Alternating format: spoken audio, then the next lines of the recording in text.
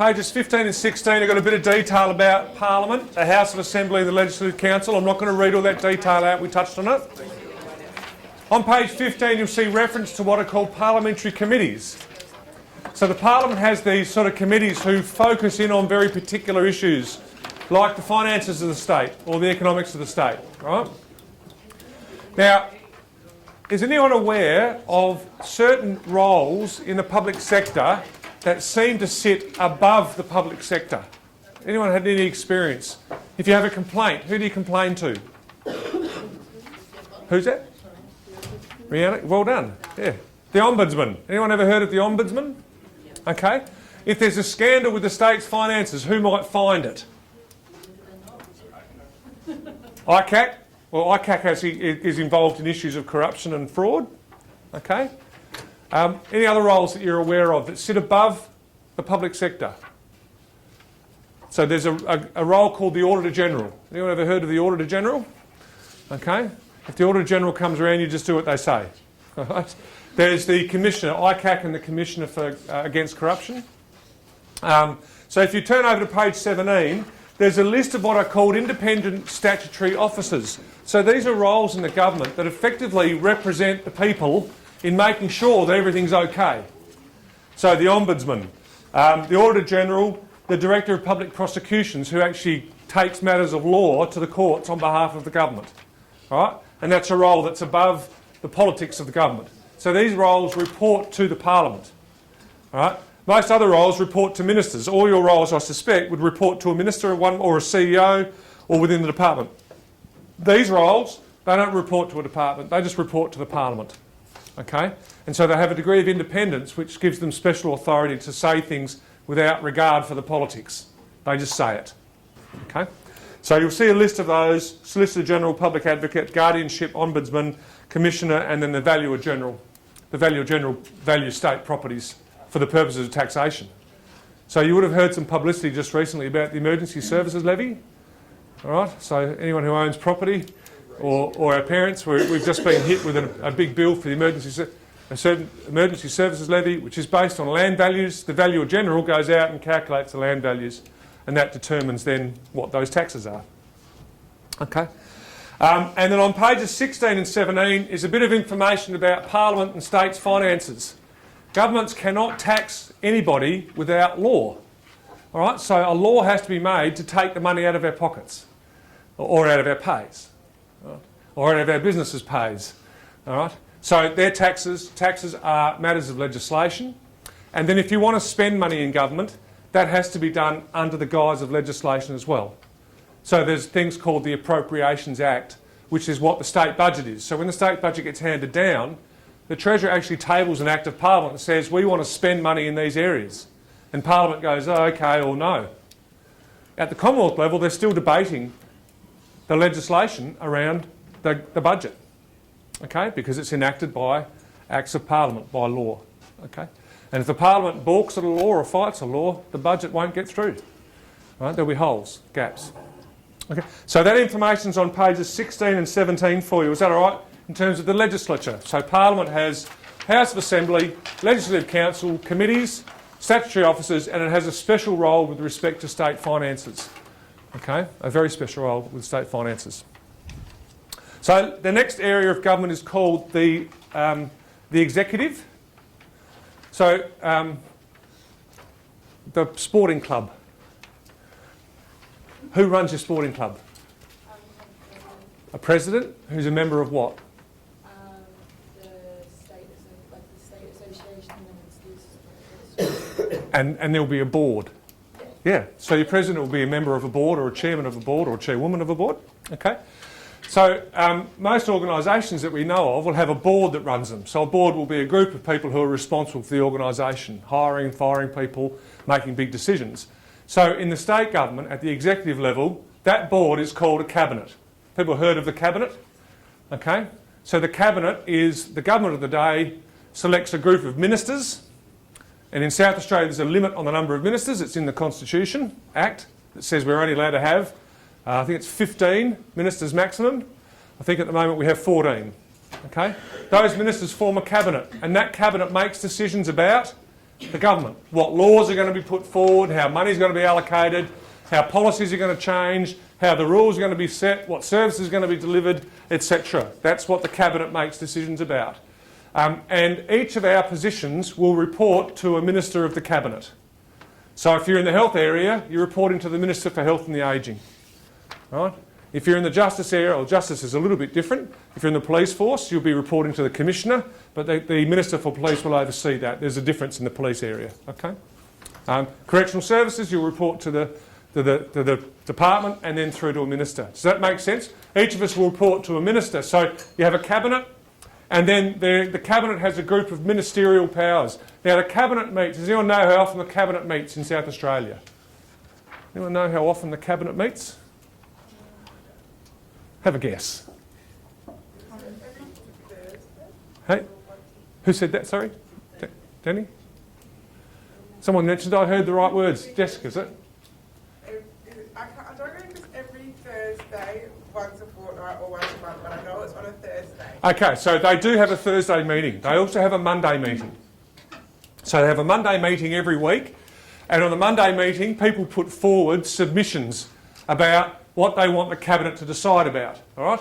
And then on the Thursday, they also have another meeting, which they actually get with the governors involved, and they get legislation signed off on, and they get appointments made. All right, so the Cabinet appoints people and appoints roles, it signs off on things. So it's quite a powerful group, the Cabinet, okay? And there's high levels of confidentiality about what it does as well. All right? So you'll see in your notes on page 19, there's a section about the Cabinet. There's a section about ministerial powers. All right, so ministers are bound by the Cabinet. They might all have their own views, but once the Cabinet makes a decision, that's it. You stick to what the Cabinet says. And then there's powers that each minister has in terms of their office. So there's some detail about that on page 19, and then we go over to page 20. Okay, so I'm not going to read it all, I'll guide you through it. And then the executive is then made up of the ministers. The ministers ask for help to do their jobs, and they ask for help from the public service. So have you heard the term an agency? Who works for an agency? Right? So, or a department is called an agency. An agency is an agent representing the minister, right? Working on behalf of the minister. All the power works with the minister. Agencies have no legal authority. The minister has legal authority. The agencies carry it out. Okay? So the public sector is made up of a whole lot of agencies. Right? The Department for Health and Ageing. So a list of those agencies is on pages 21 and 22. So here's a list of the departments, which I can just quickly read you through so you get a sense of what's in the department or what's in the government. And you already identified a lot of this here. We have the Attorney General's Department, who looks after a lot of legal matters. Right? In particular, the government's government's lawyers work in the Attorney General's Department. Okay? The Auditor General's Department. The Department for Communities and Social Inclusion, which looks after matters of disability support. Department for Correctional Services, who run our prison systems. Country Fire Service is an emergency services area, primarily manned by volunteers. The Courts Administration Authority runs the court system. Over the page, Defence SA is actually a lead agency in supporting the defence industry. That's not defence, it's actually the submarine, trying to stimulate submarine and boat building and naval support and Air Force support out of Edinburgh. Department for Education and Child Development runs the school system and Families SA. Electoral Commission runs the election processes in South Australia. Environment and Water Resources look after our natural resources. Health and Ageing, hospitals, they run the hospital system and coordinate ageing services. Legal Services provides legal services to people who can't otherwise afford them. Metropolitan Fire, emergency services. Planning, Transport and Infrastructure looks after our road system and our planning authorities, what can build and what can't be built in South Australia. Okay. Premier and Cabinet is the central agency who works on behalf of the Premier to bring the Cabinet together and also sets rules on behalf of the government. Okay. Primary Industries and Regions tries to work on building regional economic or regional economies. Treasury and Finance coordinates the finances on behalf of the government. SafeCom coordinates all the emergency services area, although I understand that legislation is in the process of changing. South Australian Police, Department of State Development, recently created, and State Emergency Services. That's a list of government departments in South Australia. And underneath that is the list of all the ministers who oversee those departments. And it's not a one-for-one relationship because different departments report to multiple ministers in some cases. Okay. Now, all this information is available on the South Australian SA. If you just go to South Australian Government Central website, all this information is available there. That will become a reference for you when you're doing your certificate studies. Okay. What sort of skills do you think are covered by that area? What sort of skills? What sort of jobs? What's the variety of jobs in South Australia? In executive. There'll be in the executive area. So covered by all those departments. What sort of people do you think need to work for those departments? You've got project officers, you've got admin, You've got you've got payroll, lots of clerical staff. Yep. There's doctors, there's nurses, there's teachers, there's park rangers. There's a vast array of careers available. In a minute, I'll go and point you now through thinking through the occupations. Because in effect, you can say, well, there's two things here. One, I want to understand the public sector so as to be able to work well inside it, all right? So I can function well, I can establish networks, know who does what. But the other thing for you to think about is, this is like there's like a career pathing here, which you could choose as many as you like, all right? So I worked in Treasury in 2003. 2 trainees came into our branch, all right? Woman A and woman B, all right? 2 young women. They were as shy as can be. And you might associate with this. You go, I joined a department, I don't know anyone there, I've come out of school or I've come out of unemployment, wherever I've come from, nervous. And these 2 young women were extremely nervous and shy. That lasted for some time. It wasn't immediately gone, okay? So one of these young women comes in, she didn't say boo. We had to really sort of eke out a conversation out of her. I'll call her Janet. All right, for the sake of this, that's not a name, but I'll call her Janet. She actually worked for Janet. But that's So I put her under the tutelage of Janet, who was an admin officer in our branch. And she worked with this young woman, Janet too, and tried to get her confidence up. All right? And so this is in 2003. So I deliver training courses around the government. Earlier this year, all right, I'm running a training course, and guess who should turn up to that course? This young woman. She turns up 10 years later. All right? So I ask her, what are you doing? All right?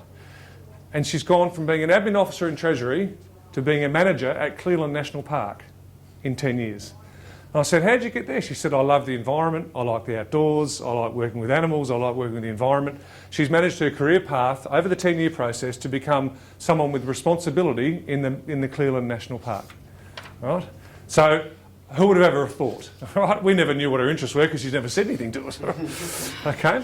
But in that, there's an example of a young person who started. She didn't have really much of an idea about what was available to her. She was just happy to have a job, like I'm sure most of you are as well.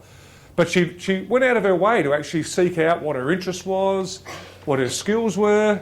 And the other thing that I can assure you that she did is in the job that she was in Treasury, she did a good job. She worked hard, all right? She wouldn't ask many questions other than her boss questions. So key things to keep an eye out for, there's a range of opportunities here for you. Some might involve further study. Don't balk at it. Go for it, okay? There are trainees, there are people in government who are at the moment chief executives who started as trainees. Okay, chief executives who started as trainees. Okay, that doesn't happen overnight, but there are examples. Irma was an example. Okay, there's more than Irma, there's a couple. So don't hesitate to think of the government as being an array of different jobs which you can find an interest. A real passion for me is to help people in their job find out what they like to do. All right? Never hesitate to find out what you want to do it well, and there'll be opportunities in government for you to be able to do it, or opportunities for you to get experience to go somewhere else and do it as well. Okay? Ample opportunities. So is that all right with the government? There's detail there of what's covered by the executive arm. The next arm about the government is we'll come to skills in a minute. I'll touch on skills in just a sec. The next arm of government is the judiciary. Has anyone ever had to be involved with the judiciary? All right, for good reason and for bad. So, I mean, if you have to get involved with the courts, it means you're part of a dispute somehow. All right, you've either done something wrong, which someone's got dispute with you, or someone's wronged you and you've got dispute with them. Either way, it's not a nice situation. Okay. Now, do people know the difference between criminal and civil courts? What's the difference? Civil, they handle things like fencing and just general kind of stuff like that, but criminal is someone's actually committing offence. I was going to say, criminals if you break a law, or civil would be if you impact someone else's right. Yeah, so they're both right. Yep. So criminal, there's actually a set of crimes which are dictated by an Act of Parliament, the Criminal Consolidations Act, which has a list of things that if you do them wrong, steal property, hurt someone, commit murder, drive your car too fast, blow over the limit, you're committing crimes. Some of those crimes will then invoke having to go to court for someone to provide a sentence to you. You'll only get to the court if you don't plead. All right? If you plead not guilty, if you want to fight it, someone says you're guilty of a crime and you go, no, I'm not. Guess what we've got? A dispute. Okay? If someone commits you a crime and you go, I'm guilty, there's no dispute. The courts will settle that quickly. And it's just a matter of actually then picking a sentence for you. And a lot of crimes have sentences that already go with them. So it's a pretty straightforward matter. It's when there's dispute, which is someone going, no, I didn't do that, or I didn't do what you said I did, that the dispute gets invoked. So there are criminal matters, and then the civil matters are those where it's usually two people in society have got a disagreement between each other. The most common in South Australia is fencing. All right? Arguments about fences and trees hanging over properties. Right? And then the civil matters go through different scales. There's minor civil, major civil, right, where you can make a claim against someone, and if the value of the claim is high, you've got a major civil claim. That might go to what's called the Supreme Court. So we have different courts then that deal with these matters. The Supreme Court's the highest court, and it usually deals with high-level civil, criminal or appeal matters, right, where there's dispute about the dispute, right, or dispute about the resolution. That's an appeal. Okay. The Magistrates' Court's usually the entry point for most people. If you have a problem, you start with the Magistrates' Court. Low-level civil matters or a criminal matter, your first port of call is the Magistrates' Court. That's often called the People's Court, and that's why we have Magistrates' Courts posted around the place, because they need to be easy to access for people to come and have their disputes heard near where they live. Now, resources are such that the courts are going, we can't afford to have all these different places. So they start to centralise them, in particular into Adelaide. Okay? And then there's some other courts. These particular courts here, the Youth Court, the Environment Court, and the Coroner's Court, and the Industrial Relations Court, the justice system has seen fit to actually say there are some very specialist matters which we have to deal with. So specialist matters being crimes affecting people under 18, they've got implications. Right? There's certain things that people under 18 can and can't be committed for, or can't be incarcerated for. So the court goes, we'll deal with them separately. We also want to try and keep people out of these systems, so let's deal with them while people are young. So they run a youth court. Environment and Resources Court, matters of pollution, debates about pollution and environmental damage. Coroner's Court is the court that deals with matters associated with disputes around death, arguing did someone murder them, did they kill them, did they die naturally, did they die naturally, what's going on there, inquests and the like. And then the Industrial Relations resolve disputes about conflicts with employers and employees. Is that okay? Okay. So that's, in many respects, we sort of hope we never have anything to do with the justice system. We just hope it works. Okay? We just hope it works on our behalf. Okay. So that's all covered on pages 26 and 27 and 28. Is that okay? So if you need more information, and there's each of those pages I've just been through, all have references to websites that you can go to get more information, should you need to get more information. All right, I'm going to jump ahead. Can I take you to page 47?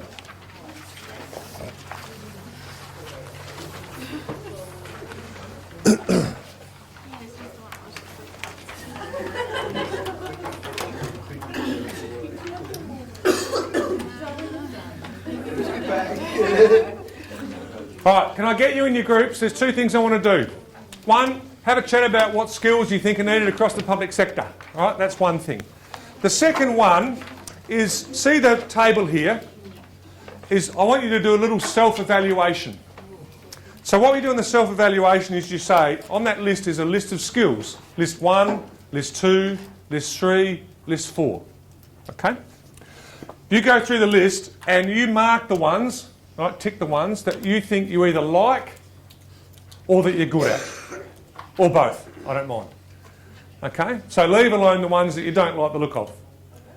Okay, tick the ones that you think you like or are good at, and ignore the ones that you don't like. Okay, and at the bottom of each list you'll have a score. Page 47, sorry Chelsea. You'll have a score. And that score will actually give you a bit of an initial guide to what sort of work you might be well suited to or that you might want to do. So can you have a go at that? And then have a chat with your group about the question. What are some of the skills and jobs needed across the public sector? Do the list first and then have a chat second. There's a list of what are called thing-based jobs. Drivers, operators, tradesmen. Does that make sense? So anyone who likes sort of... now, are there any of those types of jobs in government? Some examples? Anyone got any examples?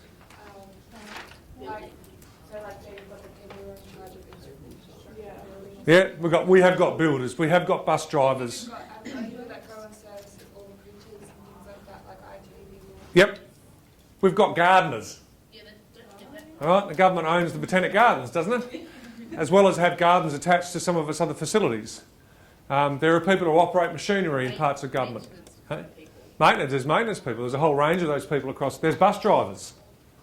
Okay, so there's drivers and operators and things like that in the government. Okay, list number 2. All right. Now, list number 2 is data related. Is that right? Data related skills. That's me. All right. I'm a numbers guy from finance, so I like analysing. I like forecasting and estimating and organising information. That's just a skill that I like. I find I'm good at. People like what I do for them, so they value it. Okay, no shame in that. Okay, if you like numbers, there's plenty of jobs in government. And in fact, if you like numbers, you're in a minority and your skills are sought. So don't be ashamed if you've got skills with numbers. Take advantage of it. Take advantage of it, because others will need it. Others get frightened by the living daylights out of numbers. Okay. Number 3.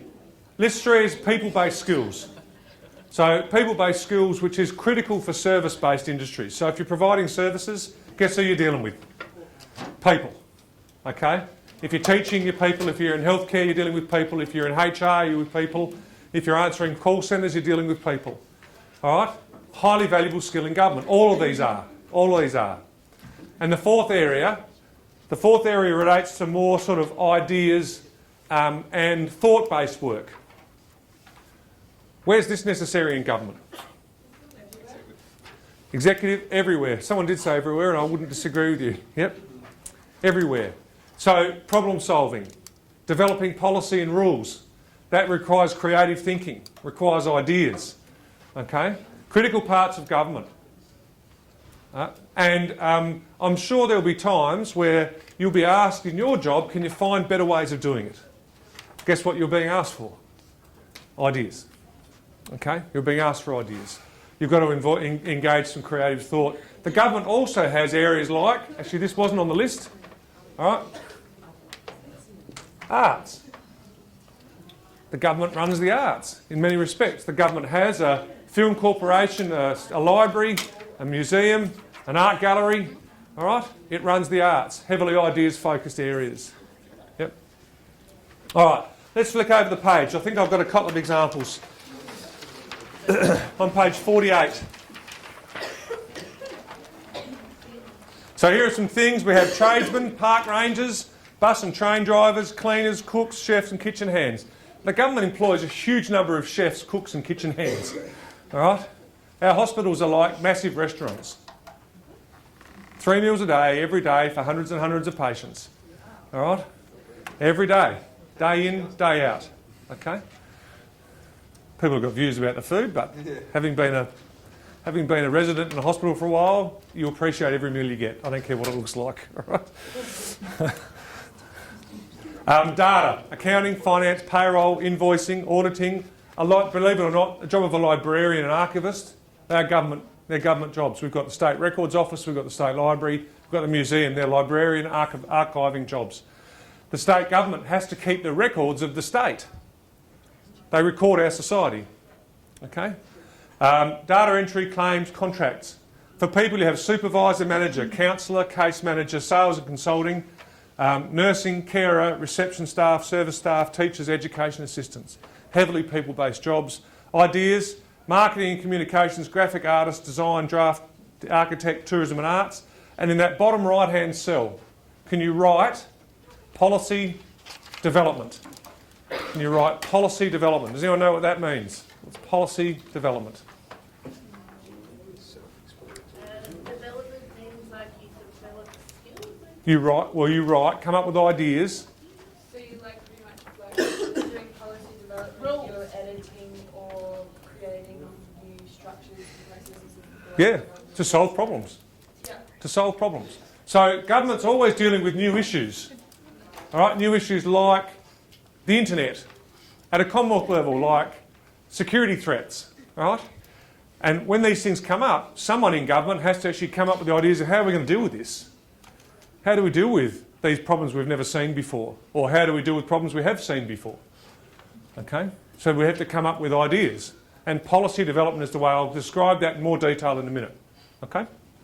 So on those pages, on pages 48 and 49, is actually some details of thinking of the government as this vast array of skills. Okay? So in South Australia, we've got 104,000, this is as at 30 June 2013, right? 104,000 employees. That's 104,000 jobs. Okay? It's a pretty big menu. And in fact, if you think about it, this is just the South Australian government.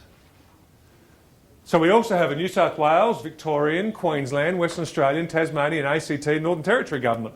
South Australia typically is 10% of the state, which means there's probably 1 million public service jobs across Australia. 1 million. So that's a pretty vast array. Okay? The jobs are broken up into these categories. You have a big area is professionals, 46%, and that's dominated by the health sector, nurses, doctors, etc. Okay? Teachers and education. We have a lot of community and personal service workers, a lot of clerical staff, 16,000 clerical jobs in South Australian government. The other key number here is to have a look at the balance between male and female. 2/3 of the government, 2/3 of public sector services are delivered by females. In fact, if you have a look at the demographics of this room, it's probably that right demographic. It's probably 1/3, 2/3. Probably a bit more. Okay? But it's quite common to see that the public service has a lot of female staff. Okay? It's a lot of female staff. If you have a look at the notes there, in the tables underneath that, so that table's in the middle of page 48, if you go underneath that, you'll see some breakdowns of some of these in more detail. So have a look at the clerical staff breakdown in the table at the bottom of page 48. These are what the clerical staff are: accounting, clerks and bookkeepers. These are a lot of data and clerical skills. All right? Accountants, call centre, clerical and support, contract program, general clerks, logistics clerks, miscellaneous, office and practice workers, personal assistants and secretaries, receptionists, and then some that aren't described. 16,000 jobs. Have a look over on page 49 for some of the community and personal services. Defence Force, firefighters, police, education aides, health and welfare support, hospitality, personal carers and assistants, prisons, security officers, sports and fitness workers. Can you believe it? South Australia, we've got 240 sports and fitness workers. All right? If you're into sport and fitness, there's 240 jobs that are somewhere here in South Australia, and there's probably 2,400 somewhere around Australia, just in the government. And then the last area for professionals: accountants, database people, engineering, health and diagnostic, health therapy, human resources, ICT, which is computers, information and organisation, legal, medical, midwifery, miscellaneous education, natural sciences, sales, school teachers, social and welfare, tertiary. 48,000 different jobs. Right? I'd challenge most people to say you couldn't aspire to a job somewhere there, right? In that spectrum. Okay. And there's even more detail at the back of the book. If you were to go to page 61, there's even more detail about all the different particular types of jobs again. Okay? So see these as like a menu. Right? 61, 62, 63. They are all the different types of jobs that make up that 100,000 staff. Okay? There's a lot to select from. I've got a 17-year-old daughter, so I'm not sure there'll be a number of you in that same age bracket. It's a daunting thought to go, what am I going to do for the rest of my life, all right? I'm a lot older than that. I'm still working it out. I'm still working it out. All right? I like numbers. I manage to settle on numbers. But how I use that skill, I'm still working it out. All right? So don't panic if you haven't worked it out yet. Don't panic. There's plenty of options for you. The main message is whatever you're doing, do it well. Be known for doing good work, and then that'll take care of itself. Okay? Be known for doing good work, and then find out what it is I love, and then you forge your career that way. You don't want to be known for someone who doesn't do good work, because it doesn't matter what you like, you'll be known for the wrong thing. Okay? Be known for someone who does good work, and then find the work you like. And I've got another motto for myself: always ask questions and learn. So I'm in my mid-40s. I'm still learning, right? And I want to keep learning because actually I enjoy learning. That's why I do the job I do. I research, I learn, I find things out. Okay? If you do a good job, want to learn, find your passion, all right, you'll tick 3 pretty important boxes in making a good career for yourself. And it doesn't matter where that career ends up, by the way, all right? Anywhere. Okay? But don't be overwhelmed by not knowing what it is yet. Don't worry. People who know what it is are in the minority. Okay? You'll find it. You'll find it. Does that make sense? So there's a whole lot of information there about skills. Right? Skills and development. Okay? You've got a wonderful opportunity being part of an area that's got 100,000 options in some respects. All right? 100,000 options for you somewhere down the track. Okay. All right. So let's go back. Let's go back. We'll have a think about some of the processes that go inside government. So if I was to go back through the list of what we've covered.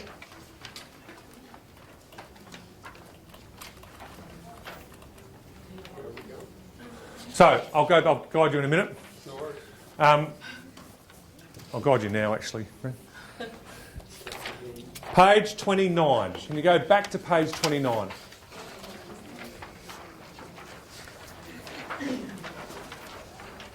So what we've covered so far today is I asked you the question, why government? And you come up with rules, equity, efficiency. Okay? We then talked about the system of government with respect to we're a constitutional monarchy. We've got a constitution, 3 levels of government, and then we've talked about the South Australian government. And we've looked at the 3 arms: legislature, executive and judiciary. Okay? We then jumped ahead and I talked to you about occupations and skills, because that actually follows quite immediately from there. Okay?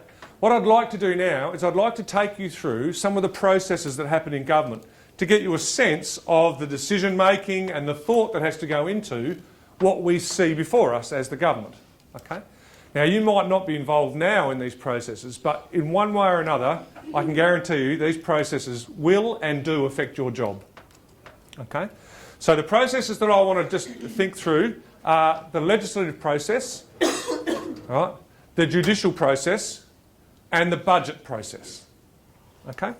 So on page 29 is the legislative process, all right, how laws get made. What I'd like you to do in your groups is consider examples of changes in the law that the government could or should contemplate. So you're affected by laws. Which ones should change? All right? Which ones should change? And then, how would you go about changing a law? So I just want your feedback on this. All right? How would you go about changing a law? Okay? What do you think would need to be done? Okay? Can you have a chat about that in your groups? Think of a law or laws that might need to be changed, and how would you go about doing it? Over to you. Over to you.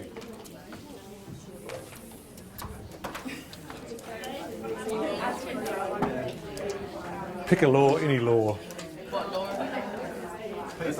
Yeah, that's right. That's the common one there. Yeah.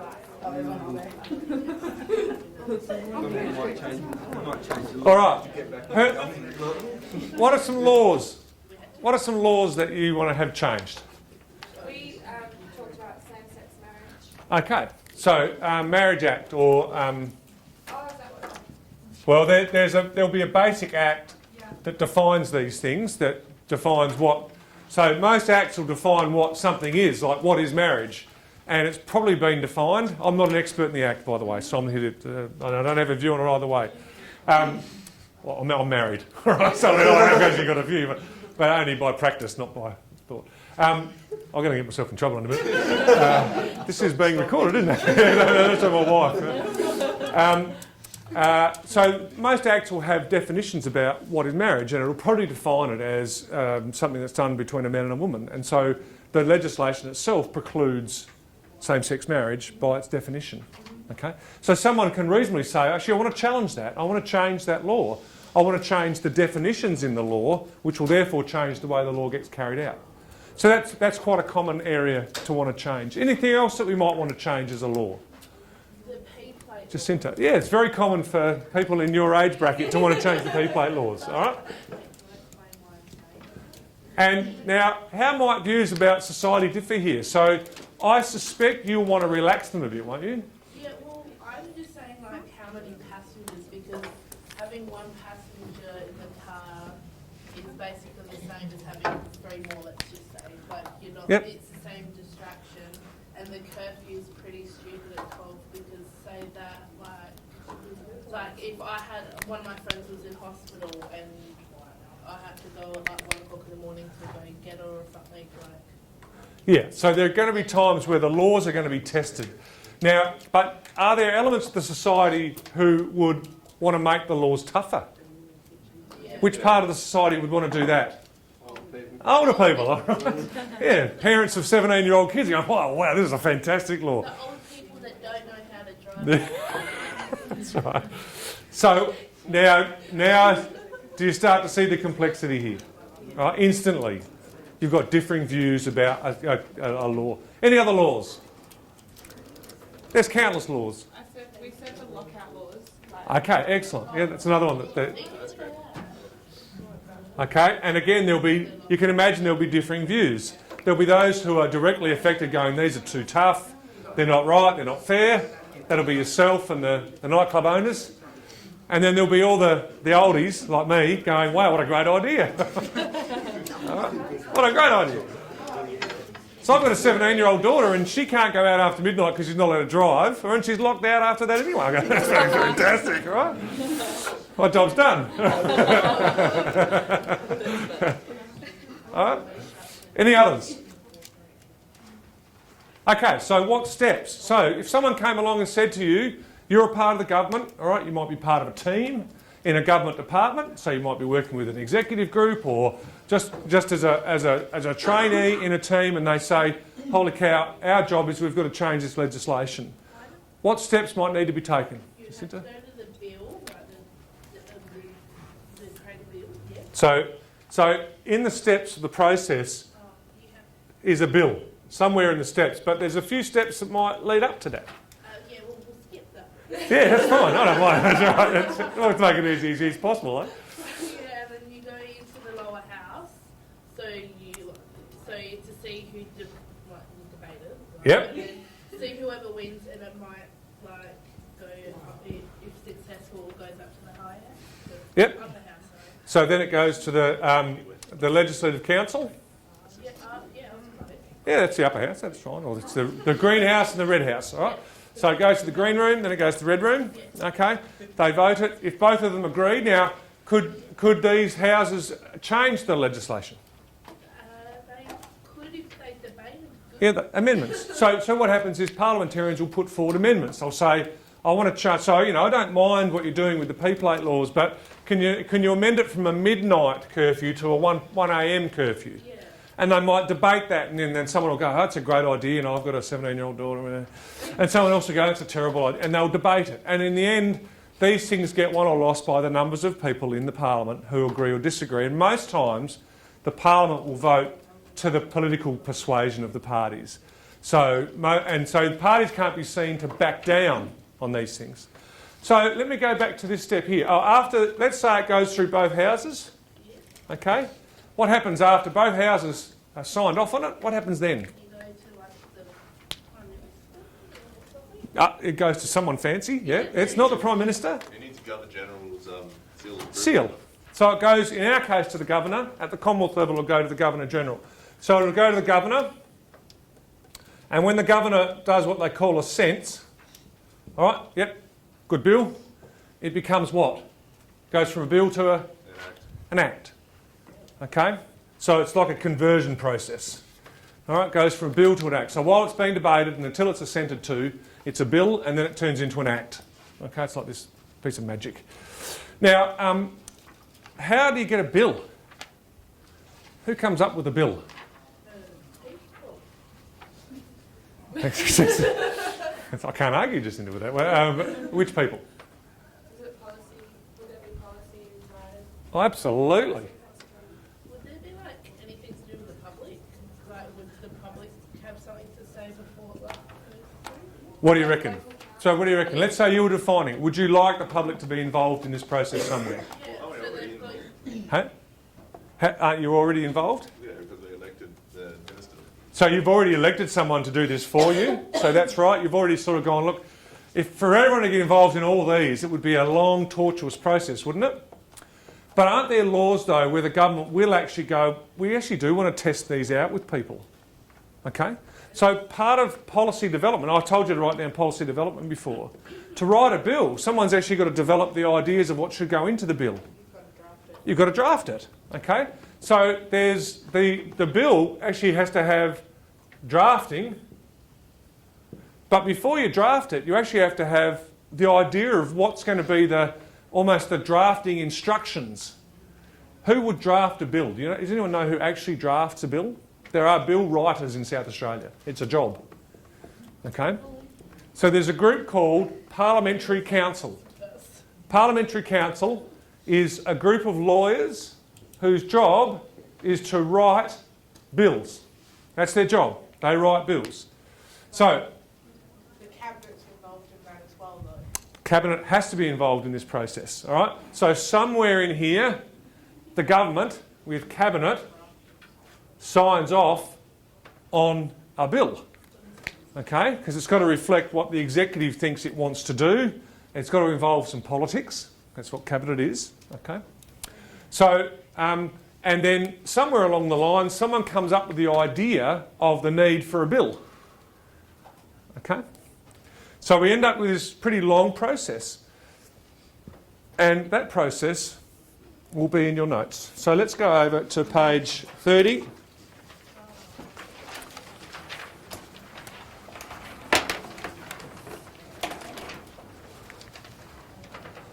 Okay, so page 30. And there's a range of steps here that a government will go through. These steps are outlined on page 30.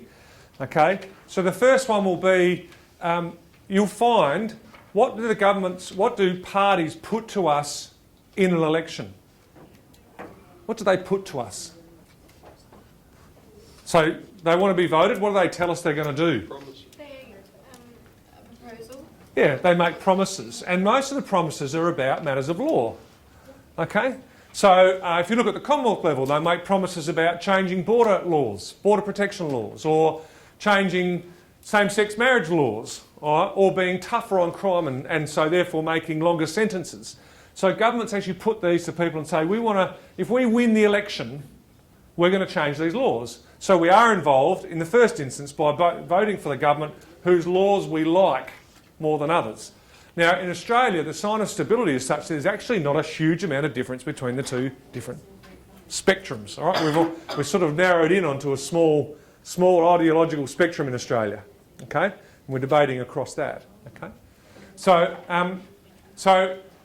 you'll find what happens then, as soon as there's an election, the first thing that a government does is it goes to Parliament and it says, here's our legislative program. It's actually a speech that's made both by the Governor and by the Premier. And they say, here's our program. We're going to change these laws. We're going to change the Marriage Act, we're going to change the P-plate laws, we're going to change the lockout laws. Okay? And that starts the process going. And that's also a signal to each minister to say, it's your job. So, 2002, I'm working in Treasury as the General Manager of Government Accounting. The Labor Party win the election. One of their platforms was greater transparency in government finances. And they said, we're going to enact this by having a law which makes it a law to be transparent. And guess who's in the job to write the law? Bunny Boy, all right?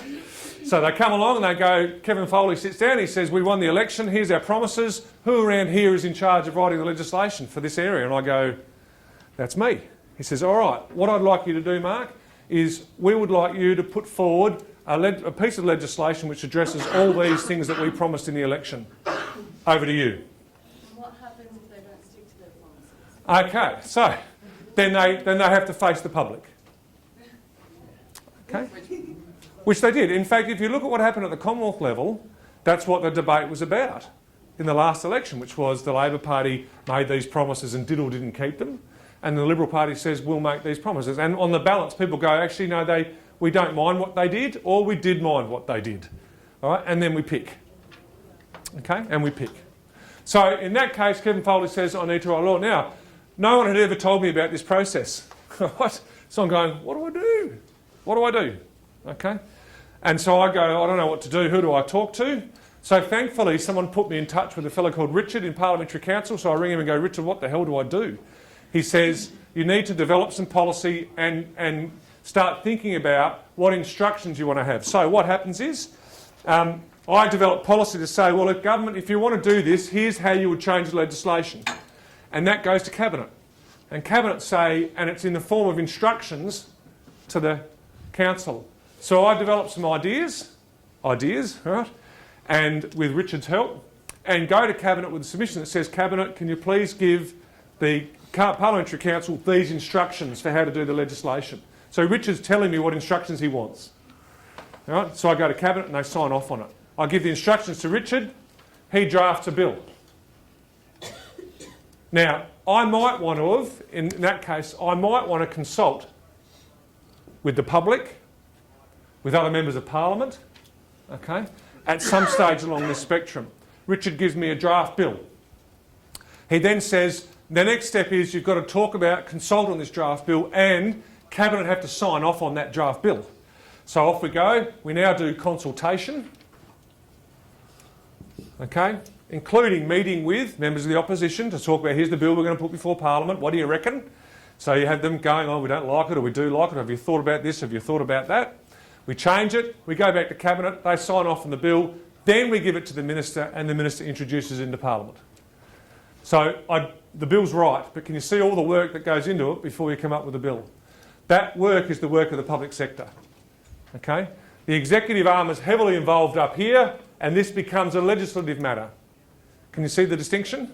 All right? The legislature is only going to be as good as the executive puts before it. Crap laws, crap legislation. All right? Crap society. So that the executive arm does a whole lot of work here. So you see that there, establish the program, policy development, Cabinet policy endorses the drafting instruction, you draft a bill, Cabinet approves it. Okay? So executive, legislature. Okay? And then you had it all right down here. Does that make sense? That's the legislative process. And it could be triggered. You might go to an ombudsman and complain about a law. Right? What if you think a law is fundamentally wrong? What happens? Does anyone know what happens? Has anyone heard of Hoon driver legislation? Has anyone ever heard of that? What does that legislation do? Do you know? Stop Hoon driving.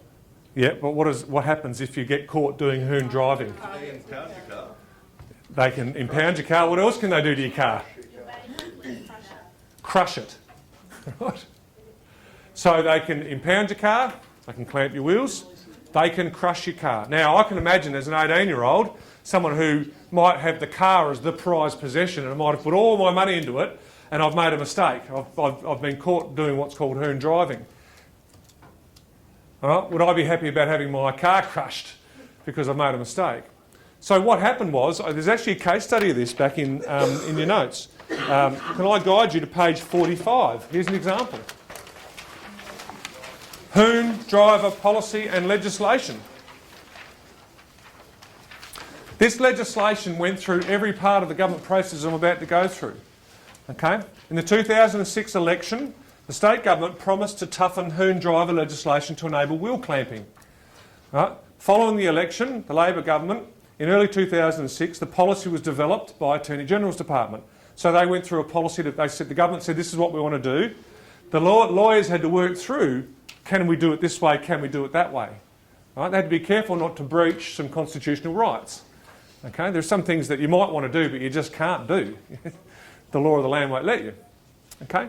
For consideration in the 2006-7 budget, they actually put forward a submission to the government saying, we want to put through this legislation, but we need some money for the clamps.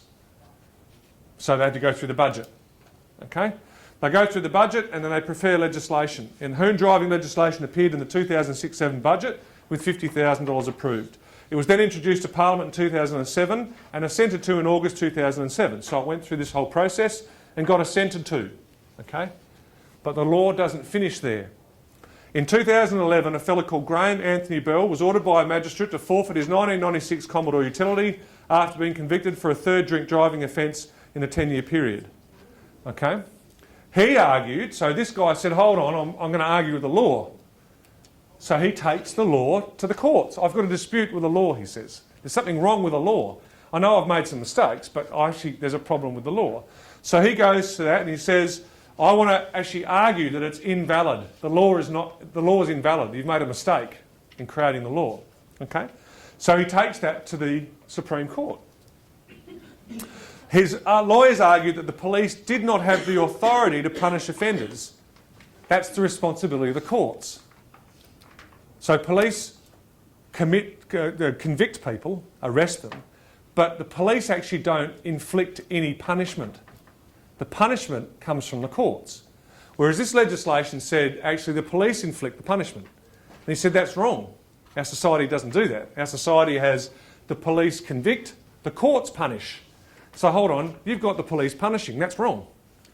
So he went to the Supreme Court and said, I think we've got to get this law changed. Right? The Chief Justice Kourakis ruled in favour of Mr Bell, saying, actually, there is a problem with the law here.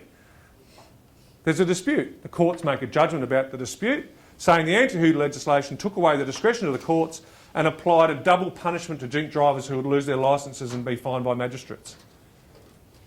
So now we have a dispute about the law. So we have a law created, it went through all this process, it turned into an act.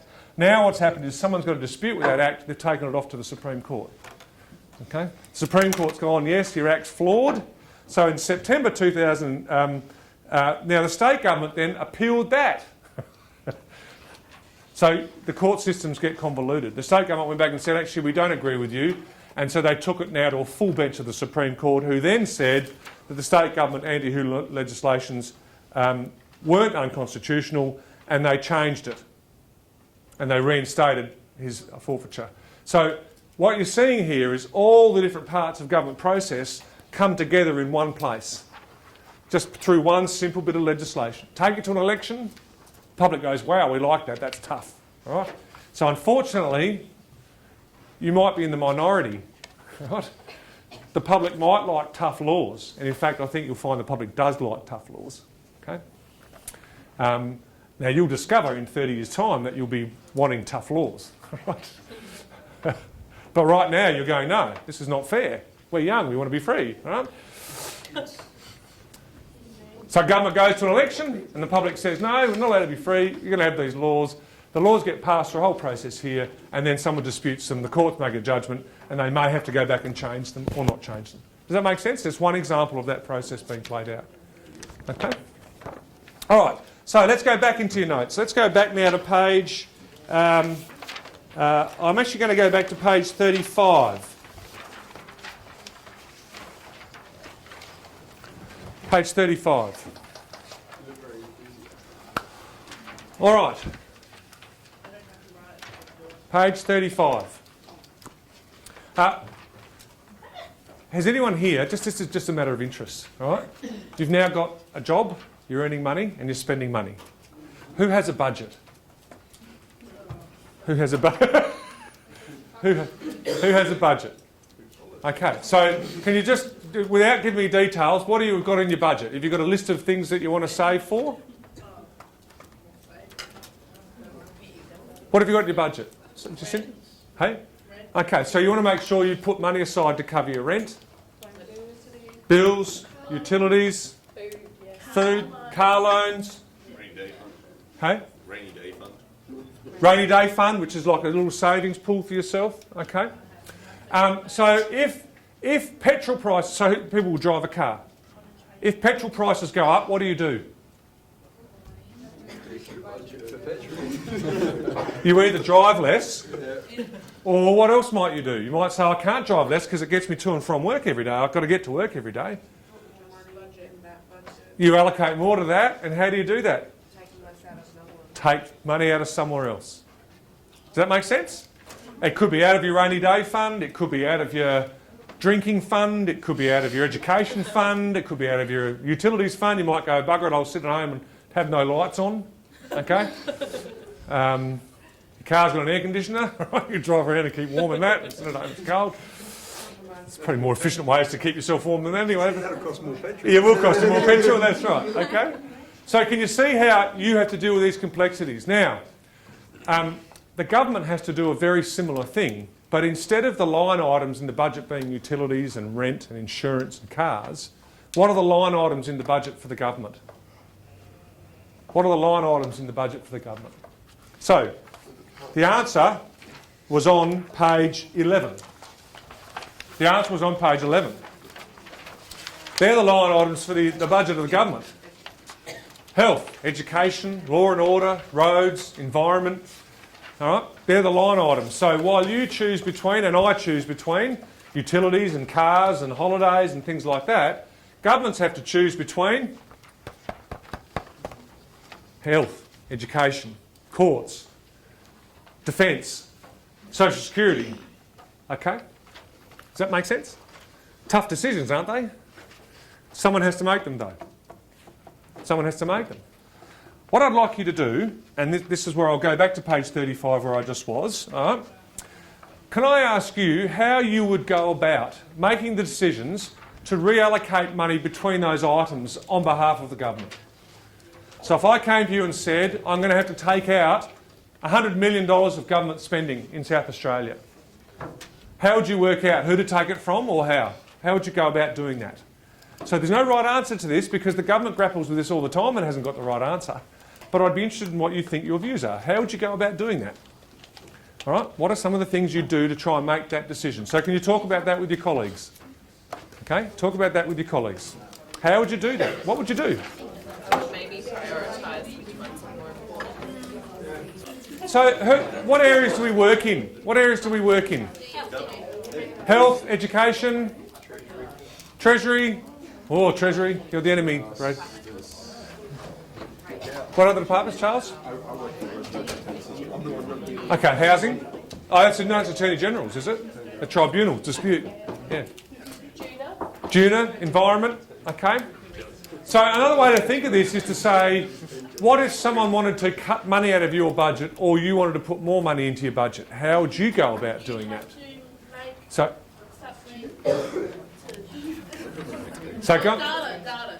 You want data? Yeah. Okay, so what do you want data on?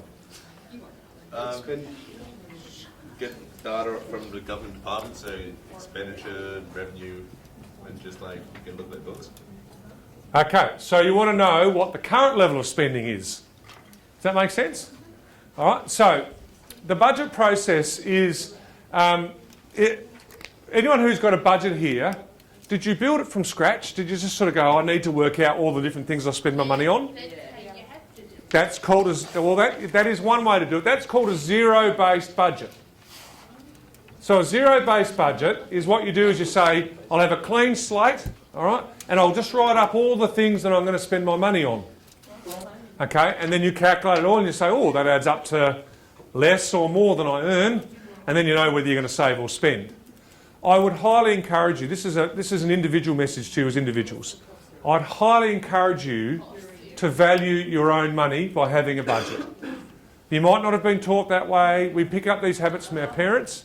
We can pick up great habits from our parents, and trust me, you can pick up some pretty shabby habits from your parents as well, okay? I would encourage you to be aware of where you are spending your money. This is coming from someone who's managing finances, okay? Showing yourself how you spend is the first most important thing about managing your finances. If you just spend and go at the end of the month, oh, I haven't got anything left, and you don't show yourself where you've spent it, you won't be able to change. Okay? So show yourself where you're spending. Make it transparent. Key message of budgeting is transparency. Show yourself. See it. See it. Okay? So a zero-based budget is one where you build from scratch and you come up with a budget. Now, the government's budget process is different to this. It's called an incremental process. And an incremental process is that it starts with a known list of expenditure already. It already knows what it spends its money on. And now it works out how are we going to change that. Are we going to increase it in this area, or increase it in that area, or are we going to decrease it in this area, or we're going to decrease it in that area? Okay, it's called an incremental budget process. Okay, and data already feeds into this in some way. So the Treasury keep a record of the budget for every agency. They have a list of it, a bit like that table on page 12. They have a list of what every agency spends. And they also have a list of what they're estimated to spend into the future. That's the forecasting. Right? A guess about the future. Right? So we want data. What else might we want to do in this process? What other ideas did you sort of talk over? What other ideas? Well, then if you're looking at the data, you'd have to then try and find some way of working out what the priority is to take the money from and where you can't take the money from. Absolutely. All right. So the budget process has to incorporate some method of coming up with priority. Now, this is where it's hard in government. Who's to say that education is a higher priority than health? That's a higher priority than the environment? That's a higher priority than law and order? How does that get worked out? Well, one way would be trying to get the data from the public also and getting public opinions would probably be the safest way. All right. So do you know how that's done? Or if that's done? I'm just going to guess by forums or maybe like local councils and stuff might carry out. Yeah. Okay, so what we're going to experience here very quickly is that in government, the budget process is led or made, the decisions are made by politicians. So public opinion sometimes is just done by their polls. They just go and get polls and information to try and work out what would happen if I made this decision versus that one. How would that be interpreted? Now, it can be a bit dangerous to make decisions based on public opinion versus making decisions based on public need. Does that make sense? So public servants need to think about need, not opinion. There's a big difference. You're not opinion seekers. All right? You're service providers. And service provision should be to meet need. So the budget process needs somebody in the process to advise the government of need. The government will also separately be going and asking for opinions. All right? But there's a big difference here. There's a big divide there, which is very dangerous territory for public servants to get into. It's dangerous territory for public servants to jump over here and do things based on what they think the opinions are. That's for politicians to worry about. For public servants, it's about service delivery and need. Okay, and this is a big dilemma in government because sometimes need might be things that people don't like. So the experts in road safety believe that to keep our roads safe, the data tells them that the majority of accidents happen by people under 25. And accidents in under 25 are heavily influenced by peer-to-peer relationships and alcohol and the time of day or night. So guess what laws you think you're going to find after that discussion? Curfews, less people in the car, all right? And I have to tell you, as someone who recalls when I learnt to drive, all right, versus watching my daughter learn to drive, she is a better driver at 17 than I was at 25. Right? She's a better driver at 17 than I was at 25. All right? Because of the experience of having to do the 75 hours and things like that. I got to the point, the last bits of it, I'd just say, you could drive wherever you like, I'll just sit here, and she was fine. In fact, she was telling me what I was doing wrong. Okay? As a 17-year-old, I was mad. All right? I think I did 3 lessons, 3 lessons. And the first time I did 3 lessons in automatic cars, got my licence in an automatic car, and then started driving a manual. And a big manual, like a big Kingswood Holden. Right? And my poor old dad, he had a photo of the Kingswood Holden before Mark drove it and after Mark drove it. It looked like it had come out of a wreckers when I'd been driving it for about 2 years, bumping into things, bumping into people, backing into trees, you name it. Okay?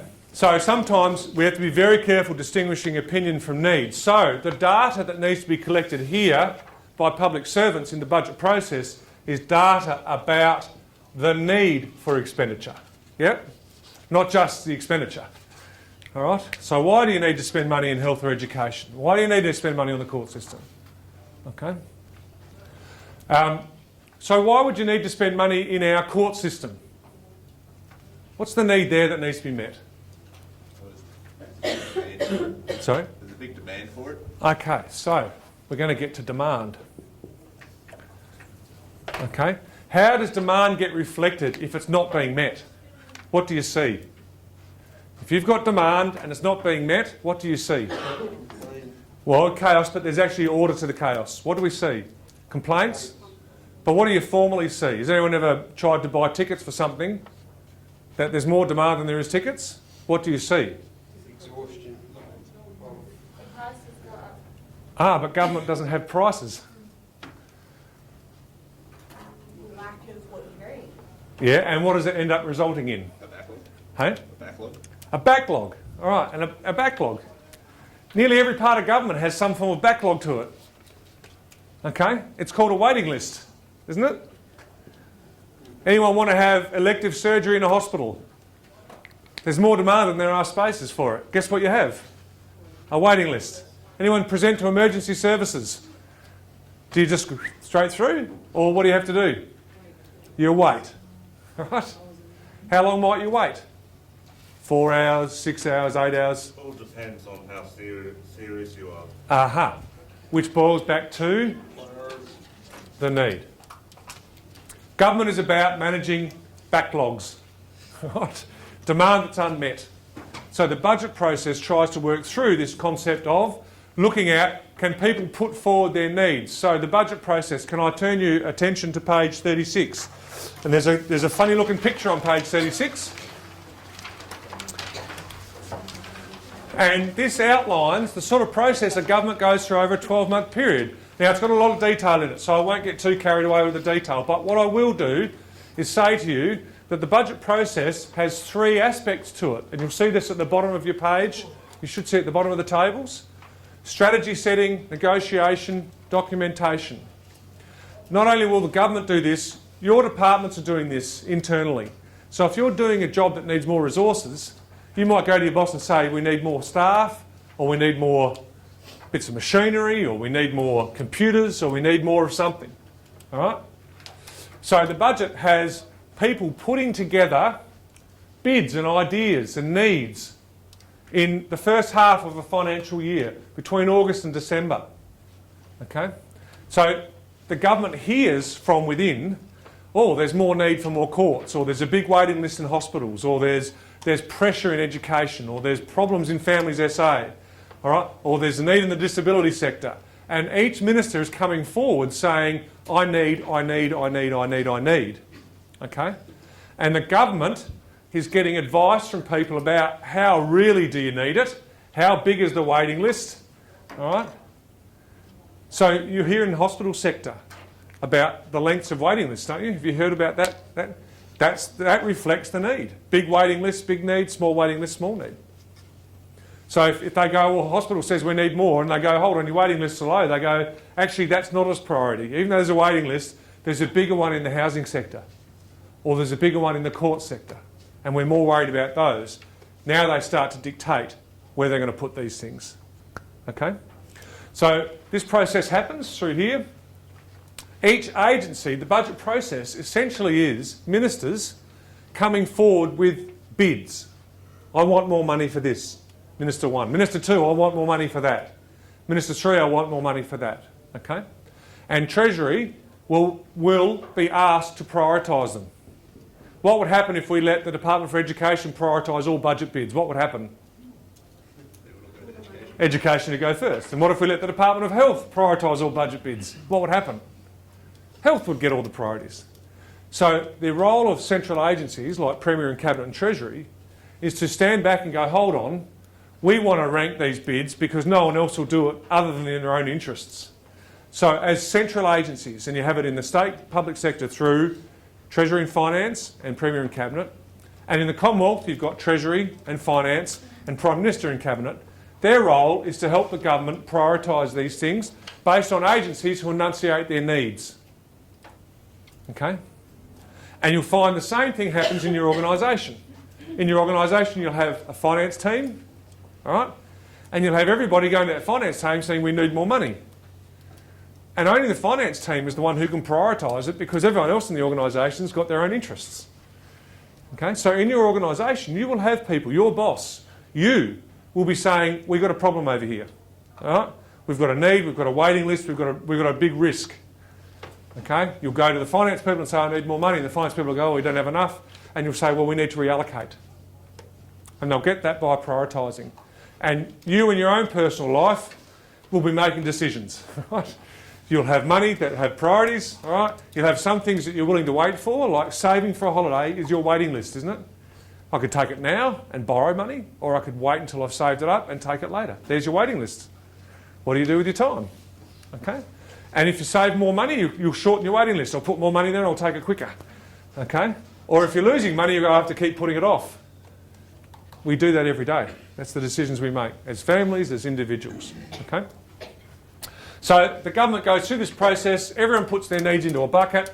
They get negotiated. The Treasurer says to each minister, do you really need money for that? Do you really need that much money for that? Have you thought about delivering a service a different way? Have you thought about being more efficient? Have you thought about outsourcing it? Now all these issues come out. Okay? And then Cabinet have meetings where they then, as a board or a Cabinet, make a call to say, here's where our priorities lie. And they then, in the last phase, they publish that information, which is for the public to see. They show everybody where they've spent all the extra money. There's a document called the Budget Measures Budget document. Okay? Now, all I'd encourage you to think about is think about your own personal process in the same way. All right? What are my priorities? What are the sort of things that I'd like to do or want to do?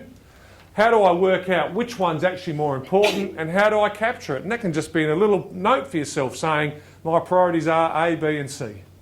Okay, and I'm going to spend this much on this and this much on that and save that much on that.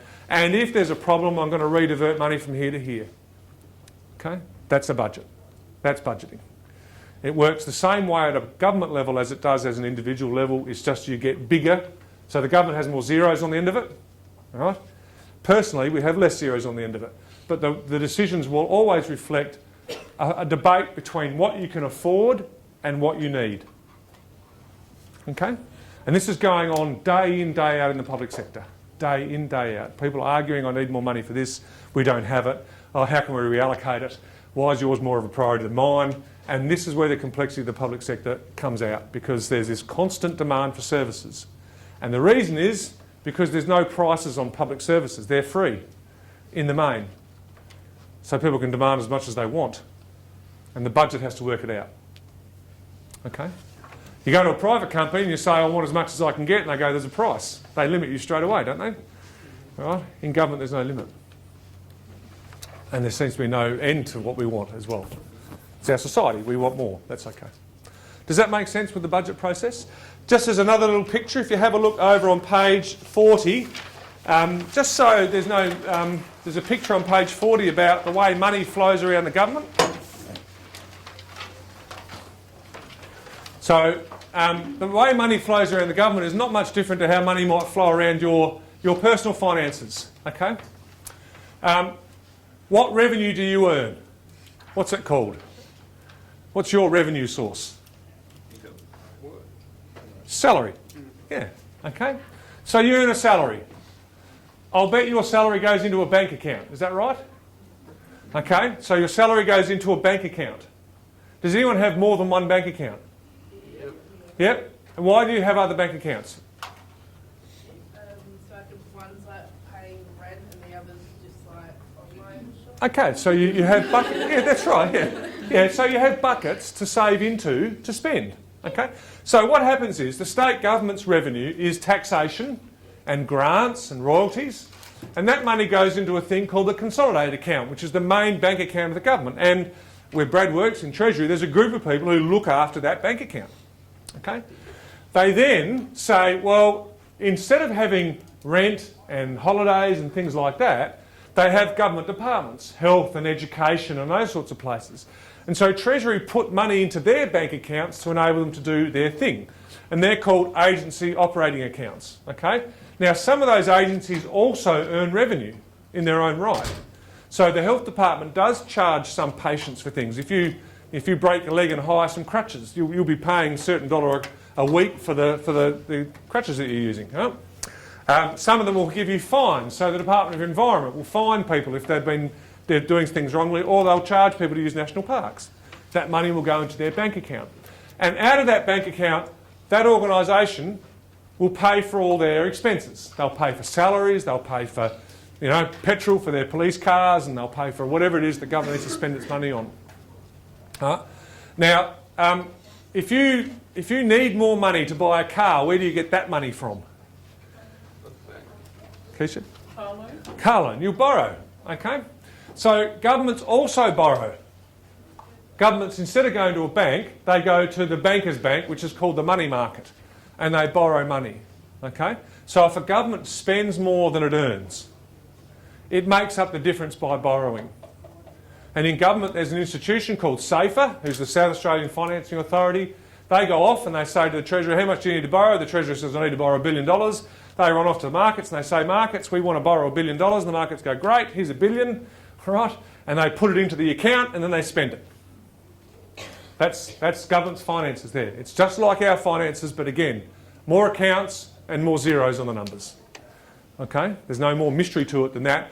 And while we've got a bank that will put limits on us, the money markets put less limits on it. Okay? So as a bank, if I take out one loan and then want to go back for another, they'll look at me and go, hold on, you're overstretching yourself here. All right? Whereas money markets won't necessarily do that. They won't put a limit on you, but they will start increasing what's called, or decreasing what's called your credit rating. And they'll start charging you more for each loan, to the point where suddenly you go, oh, hold on, I've borrowed so much I can't afford it, and then you're in trouble. And governments around the world have had this experience in the last 10 years. Okay? Governments who borrowed too much and then go, oh, whoops. So does that make sense? Okay? So that's the movement of money around the government. So we've looked at the legislative process, we've looked at the budget process. The next one on page 41 is the judicial process.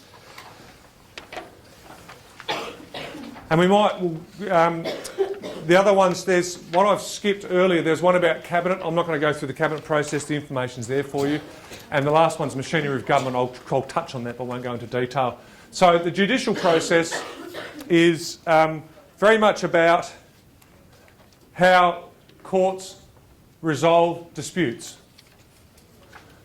And most people get confused or overwhelmed by the concept of a court, okay, and what goes on. But in essence, I've done some work with the what's called the Criminal Justice Council, the group of chief judges who run the system. And I've worked with them to try and help them think things through in terms of their budget, finances and the like.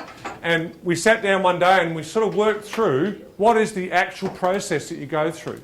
And the Chief Justice said, in essence, most cases go through only 7 steps. Okay? A case arrives.